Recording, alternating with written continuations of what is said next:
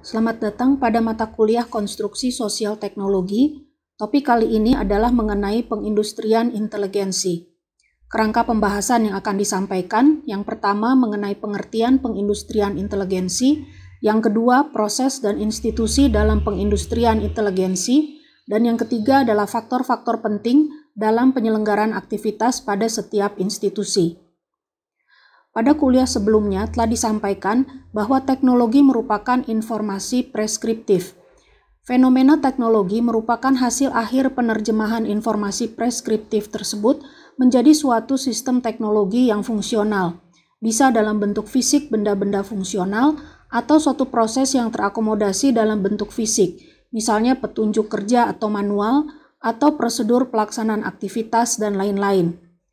Informasi preskriptif berasal dari gagasan yang muncul berdasarkan kebutuhan atau keinginan untuk menciptakan fenomena yang diperlukan untuk menanggapi dan memecahkan persoalan. Gagasan umumnya diungkapkan dalam bentuk rumusan yang belum spesifik atau eksplisit, sehingga disebut primitive problem definition.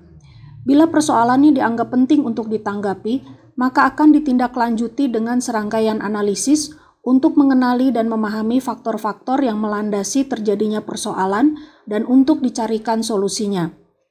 Aktivitas untuk memahami faktor-faktor yang melandasi persoalan merupakan aktivitas penelitian. Penelitian yang dilakukan dapat berada dalam area sains atau disebut fundamental research maupun di area teknologi atau disebut applied research. Hasil akhir dari analisis tersebut adalah suatu rumusan persoalan yang sudah terdefinisi secara spesifik, sehingga disebut specific problem definition. Specific problem definition yang dihasilkan tadi menjadi dasar upaya berikutnya, yaitu mencari solusi. Mula-mula dirumuskan berbagai pilihan solusi untuk kemudian diseleksi dan dipilih berdasarkan kriteria tertentu, hingga akhirnya sampai pada rumusan pilihan solusi yang terbaik. Aktivitas mencari solusi ini juga berada dalam area penelitian.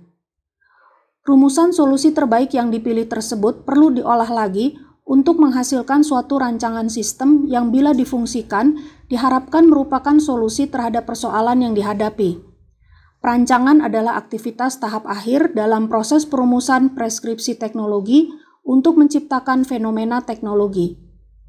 Informasi yang terdapat pada rancangan bertujuan untuk menyampaikan bagaimana struktur fenomena teknologi yang akan diwujudkan dan untuk memberikan petunjuk mengenai tindakan-tindakan yang perlu dilakukan agar struktur tersebut terbentuk. Jika suatu rancangan sistem menghasilkan suatu bentuk fisik, maka bila bentuk fisik tersebut difungsikan akan mengakibatkan terjadinya suatu proses. Jadi sistem fisik tersebut berperan sebagai sistem pemroses. Supaya rancangan sistem tersebut benar-benar dapat diputuskan untuk difungsikan oleh pihak-pihak pengambil keputusan, masih diperlukan informasi pelengkap yang mutlak harus disediakan, yaitu informasi mengenai kinerja teknis, kinerja ekonomis, kinerja lingkungan, dan implikasi sosial sistem tersebut. Semua informasi lengkap yang mencakup informasi preskripsi teknologi hingga informasi pelengkap tadi disebut commercially implementable technological information jika pemanfaatannya terkait dengan tujuan untuk memproduksi komoditas atau jasa yang ditransaksikan di pasar, atau disebut socially utilizable technological information jika pemanfaatan sistemnya tertuju pada pemenuhan secara langsung kebutuhan masyarakat luas. Seluruh proses panjang dari mulai munculnya gagasan hingga diperoleh commercially implementable technological information atau societally utilizable technological information secara dominan menggunakan sumber daya pikir atau inteligensi potensi insani dan karenanya dinyatakan sebagai proses pengindustrian inteligensi. Untuk lebih formalnya, pengindustrian inteligensi merupakan pemanfaatan sumber daya inteligensi potensi insani dalam upaya menghasilkan preskripsi teknologi yang mempunyai ciri yang pertama teruji dari aspek teknis, dari aspek ekonomis, dari aspek lingkungan, dan dari aspek sosial. Dan yang kedua, terperinci dalam cakupan, jelas dan lengkap dalam penyampaian petunjuk operasionalisasi. Proses-proses pengembangan pemikiran dan aktivitas yang menghasilkan informasi preskriptif diwadahi dalam institusi pengembangan sains dan teknologi yang mencakup dua unsur institusi, yaitu institusi pendidikan dan institusi research and development. Hasil dari kedua institusi tersebut dimanfaatkan dan diolah dalam institusi industri teknologi yang mentransformasi informasi preskriptif menjadi commercial technological prescription atau societally utilizable prescription. Kedua hasil industri teknologi ini merupakan paket informasi yang mempunyai nilai guna dan karenanya dipandang berharga, sehingga sebagian besar technological prescription dijadikan sebagai komoditas yang diperdagangkan di pasar, khususnya di pasar teknologi. Selain itu, karena mempunyai nilai ekonomi dan sosial, maka commercial technological prescription atau societally utilizable prescription dapat dipandang sebagai suatu sistem sumber daya dan dapat disebut sebagai commercial technological resources. Aktivitas pemanfaatan commercial technological resources untuk menghasilkan barang dan jasa dilakukan oleh industri komoditas dan jasa.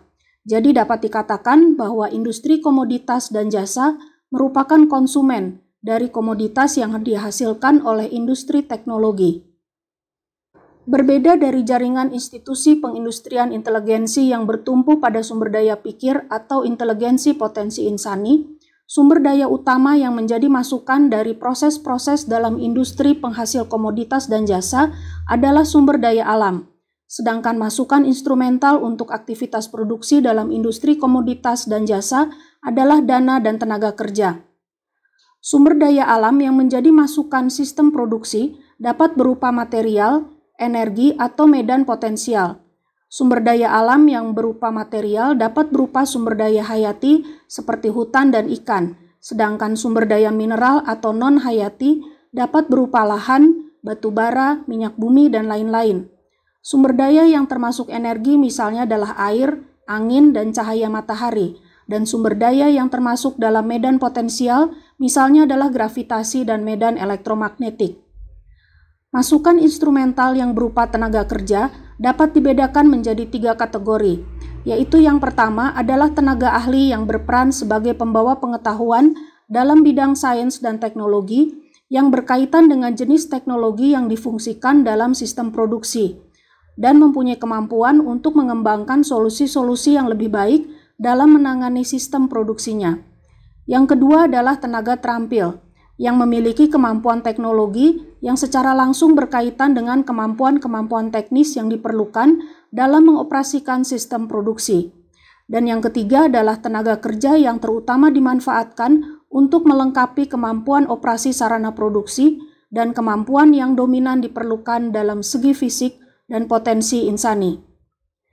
Masukan dana tidak diperlukan secara langsung, karena dana merupakan instrumen untuk mencapai dan memperoleh masukan-masukan yang lain yang telah dikemukakan sebelumnya. Dana menentukan keterjangkauan dan keterperolehan masukan-masukan lain bagi sistem produksi, sehingga upaya dan mekanisme untuk memperoleh dana dalam menegakkan suatu sistem produksi merupakan masalah tersendiri yang disebut masalah pendanaan atau financing. Proses aliran dana akan menyebabkan terjadinya akumulasi dana yang tersedia untuk digunakan, disebut sumber dana atau financial resources. Berdasarkan uraian tersebut, dapat disimpulkan bahwa gaya penggerak atau driving force proses-proses pengindustrian inteligensi adalah yang pertama, kuat arus tuntutan masyarakat terhadap komoditas dan jasa baru atau yang lebih berkualitas. Dan yang kedua, rasa dan kesadaran adanya kebutuhan akan kemampuan untuk menanggapi terhadap tuntutan-tuntutan tersebut, khususnya tuntutan pasar terhadap produk dan layanan. Jika masyarakat konsumen tidak kritis dan tidak menuntut perbaikan kualitas atau keragaman komoditas, dan produsen tidak pernah merasakan atau menyadari perlunya menanggapi tuntutan masyarakat tersebut, maka daya penggerak aktivitas pengindustrian inteligensi akan melemah, perhatian ke arah pengindustrian inteligensi akan memudar, dan kehidupan institusi pengindustrian inteligensi menjadi kerdil. Demikian kuliah kali ini, dan ini adalah referensi yang dapat dibaca lebih lanjut. Terima kasih.